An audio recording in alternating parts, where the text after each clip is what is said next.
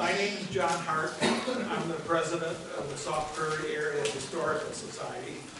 I'm pleased to welcome you to the Trip Heritage Museums today. It's one of the 3 historical sites that we operate. Today we have an opportunity to recognize and celebrate the 20th anniversary of the discovery of the Bradford Bison, which was in 2005. We have about 300 members of our local society, and we are an affiliate of the Wisconsin State Historical Society. We have sample copies of our newsletters out in the hall here, and there's available membership forms if you're interested in joining us. Memberships also and one-time donations can be made on our website at saukprairiehistory.org. Our 3 guests today are Josh Bradford. Raise your hand, Josh. Hi, guys. Who, at the age of 7, along with his then mentor Bob Weiss, right, made the discovery below the hydroelectric dam here at Prairie du Sac, and we look forward to having them share with us about their story of that discovery. But first, we're pleased to welcome Dr. Amy Rosebrough, is that correctly said? State archaeologist. Dr. Rosebrough has been with the State Society since 2001 in various capacities and achieved her current position in 2023. She has substantial experience in Wisconsin's and the Midwestern United States archaeological scene, and her work has spanned public, private, and educational sectors of archaeology. Amy is regarded as one of the top experts on Wisconsin's effigy mounds. A state historical preservation officer has said that Amy has contributed to the study of Wisconsin archaeology for decades and is a steadfast advocate for the importance of this work and the stories that can be uncovered and shared. Amy holds a bachelor's degree in antiquities from Missouri State University, a master's in anthropology from the University of Arkansas Fayetteville, and a master's and a PhD in anthropology from the University of Wisconsin in Madison. The Wisconsin Historical Society, if I have done my math correctly, will be 180 years old next year. And it has been recognized as one of the largest and most active state societies in the nation.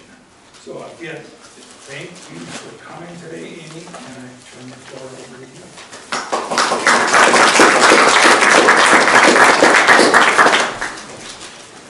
All right, thank you so much. Can everyone hear me? So I got the email asking if I would come and talk about the 20th anniversary, and I'm going to, my first response was, oh, I'm old. It cannot have been 20 years, and since that time, I've continued to think of you as a very small person, and just no way, oh boy, you are great hairs. So here, this is the image I've had in my mind all this time. In multiple presentations on Wisconsin's archaeology and Native American history, Josh, with the discovery. This was the first time I worked on anything like this. I was fairly brand new to the Historical Society at that point, and we were a little perplexed as to how to handle a find like this. We just don't have many sites like this in Wisconsin. So I'll start off by kind of giving a little bit of an overview in the kind of bison you might find in this region. So this illustration is by size, not by age. So we'll start at step bison. So the kind of progenitor species of all the bison you see in North America. And these are the bison that would have come over from Europe up on the land bridge in Alaska and hung out there for thousands of years until the glaciers let them pass through. And we know what they look like because we have mummies. Frozen bison from tens of thousands of years ago found by gold miners. up in the fields up in Alaska. So this is Babe, the blue ox. Named after, of course, Paul Bunyan's ox, but also because as this creature mummified, a blue mineral built up on its skin. So it does have sort of a blue sheen when you see it in person. So this is sort of the ancestor to the bison found by Josh out here in the river. They get bigger for a little bit. So the giant bison, or Bison latrifrons, these are the species you find in the La Brea tar pits out west. And I would very much hate to encounter one of these anywhere. They look like they could do some damage in a bull ring. I'd like to see the running of the bulls with one of these. That would be interesting. And then they start shrinking again, as the ice age sort of wanes down and the climate warms. So there's an intermediate step called bison antiquus, which just means old bison. And these are the oldest bison you find in Wisconsin. We know one site where individuals of this species have been found along the Mississippi River. And then that brings us to Bison oxymentalis, the ancestor of, right here on the far end, our smallest bison species, the American bison. Bison you see today at Yellowstone National Park. So back to Josh, full circle. So when we were notified of this discovery, our state archaeologist at the time, John Broyhan, brought our faunal expert, a man named Steve Keene. He's since gone to Illinois. He writes mystery novels based on archaeology now. Kind of as a side note. And he took measurements of the skull and compared them to modern bison and said, no, this is not a modern species. This must be oxymentalis. It's too small for antiquus. It's too big for modern. This is important. And then, of course, we wanted to know, is there more? Can we find more of the skull? Can we find teeth? Can we find the rest of the skeleton? Are there more bison at this location? Which is why, the following spring, if you'd gone down to the dam at the right time, you would have seen us all wandering around in the water like this, poking around. I've got a soil cord so I can keep from slipping. Probing around to see if we can find any more bone. And John worked a little bit on shore during this period. Of course, here's Josh helping. Nothing else came up in the water. But one small tooth fragment was found in the sand.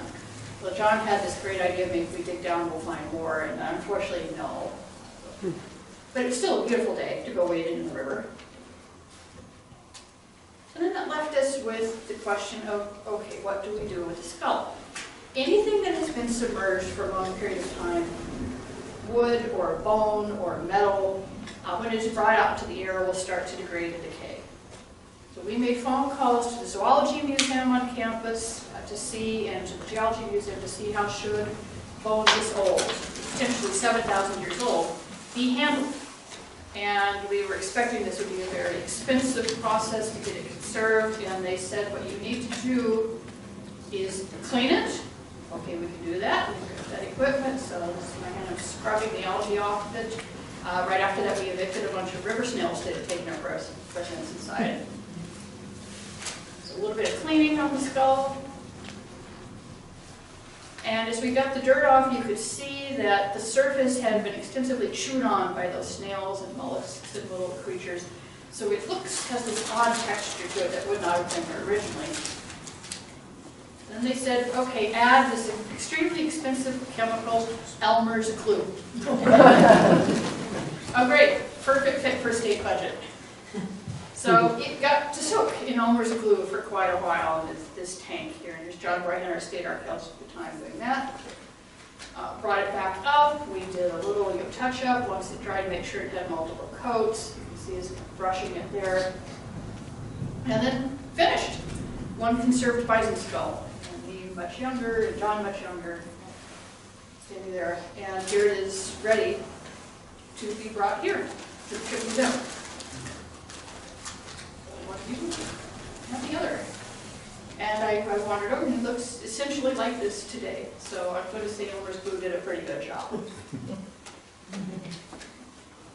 And then we wanted to honor his contribution. So Ellsworth Brown had a certificate for him. We met him at school. He was presented with a thank you. Ellsworth was the director of the Historical Society at the time. So we wanted to thank him for his contribution to the knowledge of Wisconsin's history. He was presented this with the rest of his class in attendance. We are, and then a receiving line formed. So all his classmates could say, you know, and thank him and shake his hand. And you don't see us in the picture, we were a little further back in the line. And a very young boy, one of his classmates, tugged on Ellsworth's brown jacket. And Ellsworth leaned down to see what he wanted to say, and the little boy went, "I've known him since kindergarten." The celebrity of the day. So where does this fit in the wider scheme? So we know where we are kind of in the history of bison. So about Wisconsin. There aren't that many finds of bison in our state. They're pretty rare. We're at the far eastern range of bison of any kind in Wisconsin. So you see the darker shading on the southern half of the state. That is the known distribution of prairie and savanna. That is the habitat that bison would have occupied. The red dots are Bison occidentalis. There's the one in Sauk County, Bradford Bison. There are two more up in Polk County, one in Buffalo County, which makes sense, and one over in Dodge County. Not that many. The little blue dots are just finds of bison. They're either modern bison or it's the wrong bone, we can't tell what species it is. And then there are a handful of purple ones in the driftless area. That's rock art. So there was drawings of bison. Here, people saw them, they made an engraving on a rock face to record that. And it matches the distribution of that savanna and prairie pretty well. The only thing I'm leaving off here is we have quite a few finds of bison shoulder blades along the Mississippi around the cross, only the shoulder blades. And I'm not counting those because those were brought from the Great Plains by the ancestors of the Iowa and the Oto to use as blades for hoes, you know, for gardening tools. So, not necessarily a sign that there were bison at that location. Well, we know the bison were here in Wisconsin. When Europeans arrived, we do have accounts of them being here. There's a lovely little note written before even the French even made it this far west. They're talking to people in the eastern Great Lakes, and they're wondering if they can find the ocean, so they're interested in coming west. And they ask their trade partners at the eastern Great Lakes, tell us about the people on the other side of these big lakes. What are they like? And they're told, well, they're very interesting people. They make very nice pottery. And oh, they made cloth out of goat hair. Goat hair. They think, bison. That the French had no idea what a bison looked like. They didn't. They were trying to explain something with horns and a beard that's shaggy. So we know, again, the people here were taking the bones, bringing them. They're also bringing the hinds so that they could get the fur, the wool off the bison and weave it into cloth. So our four occidentalis finds. Interstate Park up in Polk County is the largest. This is a bone bed, so multiple individuals of occidentalis found kind of as one layer. So it's a mass kill or a mass death event. At one point, people thought, well, if that many, this must be a hunting site or a kill site. And there are reports of this copper pile. I apologize for that, copper pike. So sort of bite-pointed tools about this long, and two spear points that were supposedly found with these bones.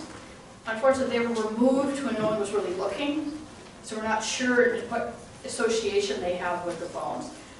We've had archaeologists look at these. They don't see any sign of butchery on these remains, so they're thinking this may be just a natural event, and the spear points and the copper tool may be unrelated. But I'd like to follow up on that a little bit. These are radiocarbon dated to about 7,500 years ago, probably around the same time period as the Bradford Bison. There's a root site in Buffalo County. So 5 bison there, 4 adults, and then 1 juvenile. Again, no evidence of butchery, but 3 little stone tools were found nearby, not directly associated, but near the bones. One is a scraping tool, the kind you use for ice scraping, and 2 are little chips of stone from stone tool making. We have no idea what the date is on this one. I mentioned one in Dodge County. That's the mammoth leg bison. It's an interesting name. This is the horn core of a single individual that was found with the remains of a mammoth. Again, no sign of human activity there. No artifacts found at this site. And the Weiss site is founded in 1934, again, a ways back, another bone bed. This site is probably the oldest of all of them. I mentioned there's a Bison antiquus individual in Wisconsin. This is that site, intermixed with occidentalis. There are also elk and caribou at this site. And the fact that we have antiquus and caribou tells us that this is right at the very tail end of the Ice Age, before caribou had moved north and out of this region. So what was life like when this bison wandered around? Well, it looked a lot like this. Oak, savanna, and prairie habitat. It would have been warmer than it is today, drier than it is today. This is just before the oldest of the Lake Mendota canoes were made in Madison. And we know from that site that lake levels were much lower than they are now. The rivers here were lower, there wasn't as much rainfall, lakes were dropping in their beds, the rivers were probably shrinking as their climate was more arid. But perfect for bison, plains and prairie species, so in they come. Were humans interacting with them? They hadn't. There's no way they weren't. We just haven't found that kill site yet. So we'll keep wandering around, please, in the river. Maybe we can find some more. We do have one skull, I don't have a photograph of it here, it's from Texas. That's an absolute perfect indication of human activity with this species. It is a skull much like this one, except it has a spear point right here, embedded directly in the frontal bone. And I always think, oh boy, something that size is charging, and you've got a spear, and you managed to hit it right there, you're a very lucky individual. That scene from Dances with Wolves where the bison comes sliding to a stop right in front of Kevin Costner, I just kind of envisioned it like that. With some guy going, ugh, and just panicking for a little bit and having to sit down. Almost lost it. But that incident had to have been repeated here over and over again. Groups of hunters with spears and spear throwers, driving the bison and circling and letting loose and hoping that they can take them down before the bison turn and try and get them. Those sites are out there, just haven't found them yet. And this landscape that they inhabit is still around today. There's still oak savanna in Wisconsin, there's still prairie in Wisconsin, even though our climate is now cooler than it was and wetter than it was. Because this is also the period in which Native people started doing called prairie burns for hunting. In other words, human modification of the environment, that even after the bison, this species goes extinct and modern bison replace it, this environment sticks around so that bison can stick around.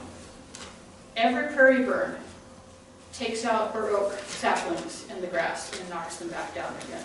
It moves into forest and takes out species that aren't adapted to fire. And that leaves oak and hickory and walnut pine.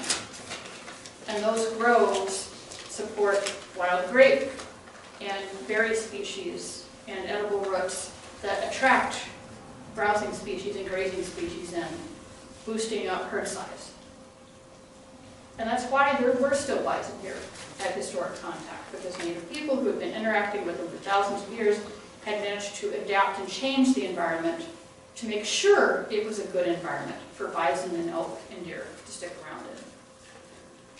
So this bone, Josh's discovery, is part of a much bigger story that sort of echoes into the modern day. So every time you see smoke rising from a modern prairie burn, I want you guys to think about that and to envision this great big hulk of a bison wandering through that grass and that savanna that's made by the people today. So with that, I want to say thank you to Josh. Again, no certificate this time, but thank you for letting us be part of this story. Thank you. I just had one question. Yes? How soon are the mammoths going to come back? Oh, not soon enough for me. I know people are working on it, and I every time I see the story, I just say the same thing. I say, hurry up, hurry up, hurry up. Because I would love to see one. Me too. Walk across this landscape. Josh, me too. Yeah. Two different questions. The bison, are they related to some of the prehistoric mammoths, or they look, are they similar? Would they be considered almost having been around during that time? Yeah. So they're the original, so latriforms, that's the hulking one. We haven't found that one in Wisconsin yet, the giant bison, but it's here at the same time as mammoth and mastodon. Antiquus, since it's here with caribou, may have overlapped with those. So it's possible we could have gone right back to when this was time, we might have seen bison antiquus grazing alongside the caribou and the mammoth, the mastodon. There would have been camels here, there would have been horses here at that point. And my favorite Ice Age animal, which does not get enough love, the giant Pleistocene beaver. Imagine the flooding issues we have today if those are still around. But we had those as well.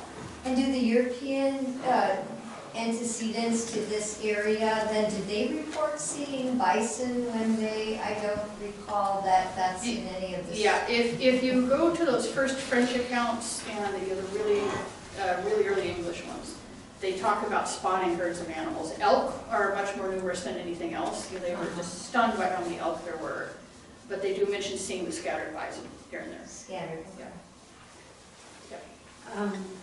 Would these bison been of the same era of the ones that were killed out west in the buffalo jumps? A little bit before. A little bit before. So would there, do you have any ideas about were there buffalo jumps in Wisconsin, or was our geology not conducive to that? I think about the only place you could get away with that is some parts of the Driftless area, maybe High Cliff, on Lake Winnebago, and they're falling into the lake. Most of these bone bed finds are actually in marshy areas. So I'm wondering if these are encouraged that get stuck. They're going to, this is a very dry period, they're used to going down the water, and if you have a rainfall event where all of that, some of the lake or marsh expands up and it gets mucky, you might have a whole herd that gets trapped.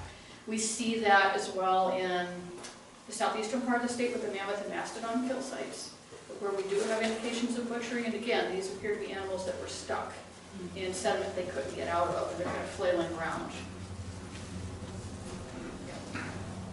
The size of these bison, are they the size pretty well compared to the size of bison that we have nowadays, or were they A bit bigger with a much wider horn strap.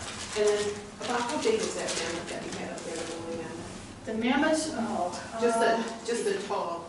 let's see, if we had one in here with this, it could have, the head's going to be about between the top of this wall and the beam. Wow. They're big, they're very big. Bison and buffalo the same thing? Yes. Yes, so interchangeable Yeah. words. Bison is technically the term that should be used, because buffalo is also like water buffalo, which is a whole different thing. Okay. But here, buffalo is stuck in America, so you use both terms interchangeably. Thank you so much.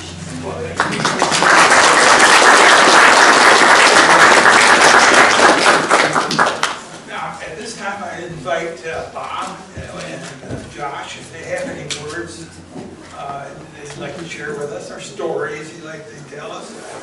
I bet Bob's good for a story. That's me. Shall I go first? Sure.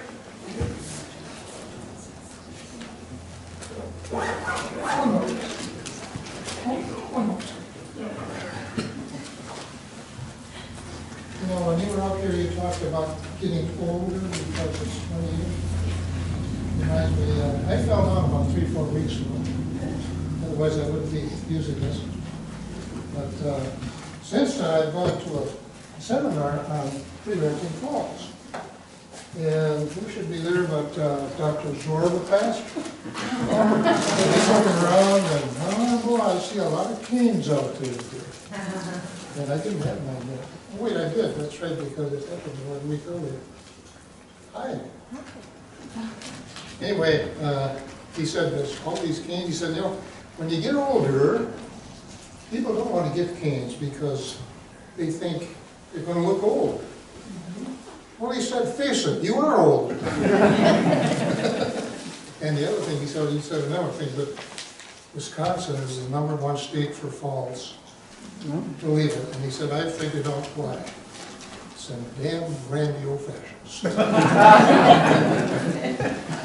Okay, Josh, 20 years, my God, 20 years. Hard to say, believe it or not, 10 years ago we were here.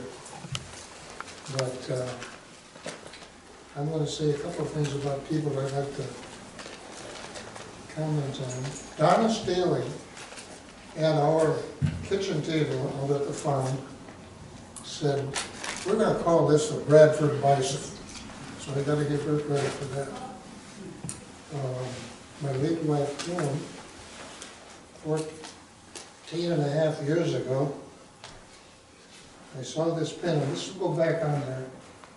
WWJD, what would Joan do? My lovely wife. She, when this skull was done at the Atlas Avenue Lab in Madison, she said, Bob, we gotta get this back to Sauk County and Prairie du Sac, Sauk City. Madison gets everything.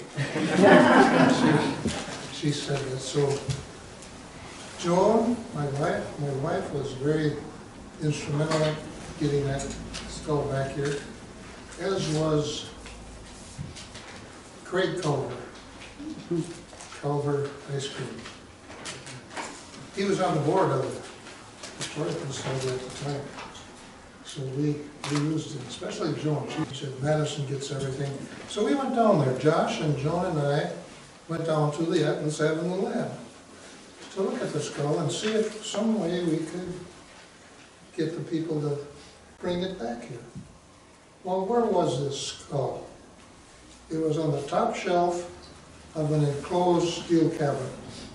What the hell is it doing up there? It should be out where people can see it and learn about it. So we raised a little stink at that time. Especially Joan and Craig, they got her done. So it's out there. So what do you got to say, youngster? By the way, this side has changed a lot in 20 years. I haven't. This is the same hat I wore back then. Okay? By the way, another plug is from the east side. Josh, what do you say? Well, I just want to thank everyone for coming out. I really appreciate it. I can't believe it's been 20 years. It's honestly crazy. I don't know, it's a lot to take in. Really wish Joan was here to see it, and I know she's in a better place right now, but I'm sure she's happy looking down on this and glad we're all here. And yeah, I guess I'm just happy to be here.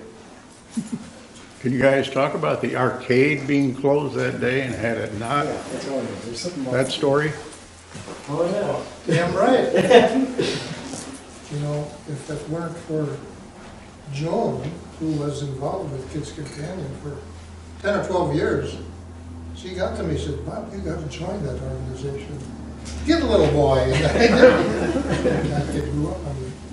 But I remember the second time I picked you up, we were going through Sauk, you wanted to go to that game store, well, which was closed up, locked up.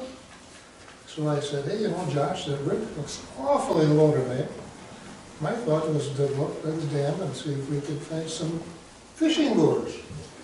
So yeah, he'd like to go. So we went up there and he jumped out of the car and a little scrapper like that, he took off and went along. He was way down in the pike already, hollering, Bob, what's this? Remember that? Oh yeah. You know what it was right away. I looked at it, it looks like a piece of tree or brush. No, Bob, it's horns. I'll never forget that. So the rest is history. Did you find any lures? Still got a couple of them. But your mom, that's my son back there, by the way, she said, Bob, we'll put this in the garden. Be a nice little ornament for the garden. But we didn't. I kept it in my trunk, and finally, we got the Historical Society involved. John Boyhan came out and I forget, this is Steve Keene, right at the kitchen table, sitting on the table, Donna Steele was out there from the Soccer Star. We're gonna call this, what's your name? Bradford. We're gonna call this the Bradford Bison. That's how that got started. Okay, you say something. No question. Here's a question over here. When you saw the skull, was it in water or on the beach? Was it all exposed or? No, to be totally honest with you, I thought it was an alligator tail. Yeah, I was kind of submerged in the sand, and I think what made me like it is because I was thinking it was an alligator. I ran up to it, and then, no, it wasn't an alligator, it was horns. That's the first time I heard that story. Other questions? Yes. What have you been doing the last 20 years? Did you Just working a lot. What have you found since then? Nothing too exciting, to be honest, but I'm just glad to be here, so. He's found several girlfriends. I'm just kind of curious how you went from discovering this It was object pretty to darn heavy, you know, it was recognizing water there ball. was something It was very heavy, wasn't it? beyond just I was a surprised you piece of could wood hold or an that in the alligator kitchen. tail. that thing. To be honest, I wasn't too sure what it was gonna be, but I knew when the guys from the UW came down, I thought it was gonna be pretty serious because they were in suits and stuff. Well, before that time, you had to pick it up from the beach then, correct? And- Who determined what it was at first? Yeah, I think we both kind of had the same thought. It was horns at first, but I think I just was like, oh my god, it's horns! Yeah. And then he called up the Historical Society, and that's history. Who dug it up? Did you guys have to dig it up, or was it buried at all? It was kind of just submerged in the sand, so it was just moving it with our hands and stuff. Jeannie? Yep. My question was, Dad, how long were those horns in your truck before? How long were they in your? They were in your truck for quite a while, weren't they? Or the truck in my car, yeah. Yeah. How long? Actually a good month. Yeah. Okay. That's what It I was thought. starting to dry out, you know, when it's in the water that long, for many years, it preserves itself.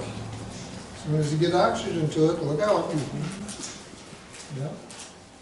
Did you keep going there then, after the find and how big it was? Did you continue to go there every summer, a lot to keep digging, or?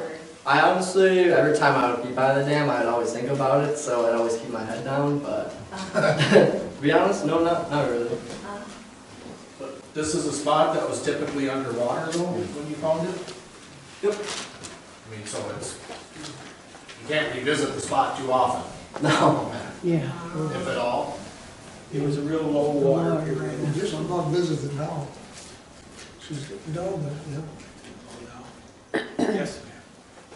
Bob, I can remember when Alliant Energy tried to get involved and take ownership of that. And I Good for remember you. Joan getting right up in there and making that, a total no. That wasn't gonna happen. That's- She fought for that. She did. Yes, she That's why I did. give her this super credit. Mm-hmm, Yeah, she was able to get Craig Culver involved, and mm-hmm. he turned a few screws down there. Yes, she did.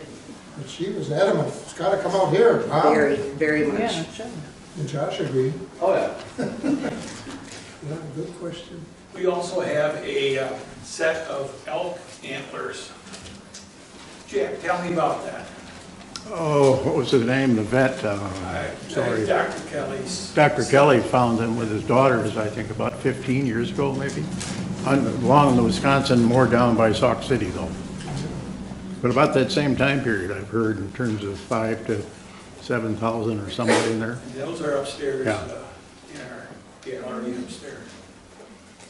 good type of horns, I think. Pardon me? What type of horns? Elk. Elk. For about 4,000 or 5,000 years ago. Wow. Okay, we have a, I've I can run it, or we care to see it, which I think we have to see it, is a little clip on the Channel 3 reporting of this finding 20 years ago. Oh. So let me see if I can get it started. John, he's got Well, imagine heading out for a nature walk and coming home with a rare historical find. And doing all this at the tender age of 7. Jessica Arp joins us now with the story of what one area boy is still very surprised he found. Well, Don and Eric, the State Historical Society is calling it the find of the year and has even named the rare artifact after the young boy. Now what he's unearthed connects him to thousands of years of history. Most people roam the banks of the Wisconsin River to look for the most common animal to grace the water's banks. But low water on the river helped Bob Weiss and his kid's companion, 7-year-old Josh Bradford, spot remains of a much larger animal. We went along on the sand and got birded and then we found winch. Never in my wildest dreams. And Josh either. We just thought we found some old oxen or... Weiss and Bradford then emailed pictures of the strange-looking horns to the State Historical Society. And within an hour or two, email came back. Congratulations, it's a Bison occidentalis. Something that's been extinct for 5,000 years. But we were surprised this is one of only 4 find spots that we know about in Wisconsin. This is the largest set of Bison occidentalis horns found, and the furthest east in the state. Compared to modern-day bison, the occidentalis were much larger, and you can tell by the horns. This is where the eye would be.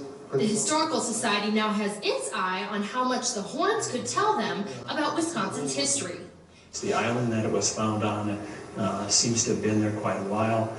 It doesn't look like it's been rolled and tumbled, and if that's the case, then it gives us a chance to go back and see if American Indians perhaps were camping there and had killed this particular individual. And for the young man whose name is now forever connected with the horns, it can be an important part of his history, too. We need to find a long-term home for it so it can be preserved and examined by Josh when he gets older.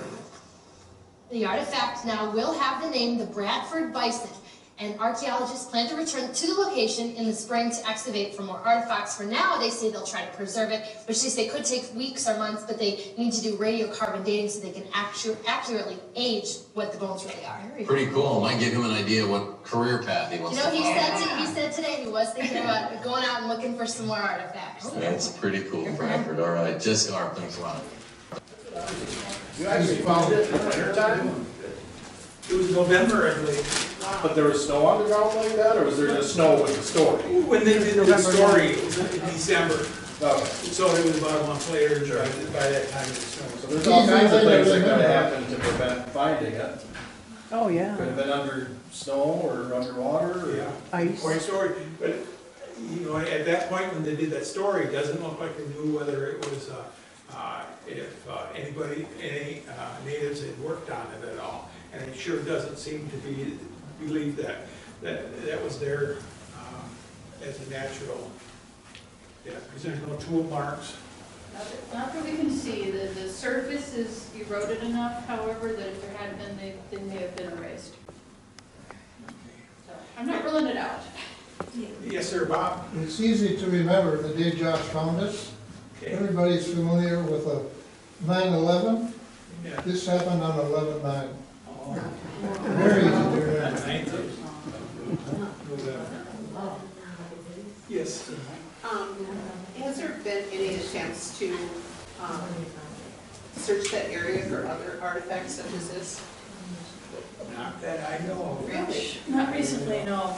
The water levels have been the issue. Once they've come up, it's finding that rare moment. One of the problems with being in Madison is we can't see what's going on right out here. So every so often swing by and it's been high every time. Yeah. They do publish the flow rate through the dam. Is on our website. I don't know if you keep an eye. I don't know if the flow rate has anything to do with how much water is sitting there. That's the concern. That down there, it's kind of. Yeah. Any other questions, anybody? Well, we thank you all for coming. There's some snacks over there. And do we have any other business for us today? Did I mess up something? If not, we'll call it the end of the show. Thank you very much.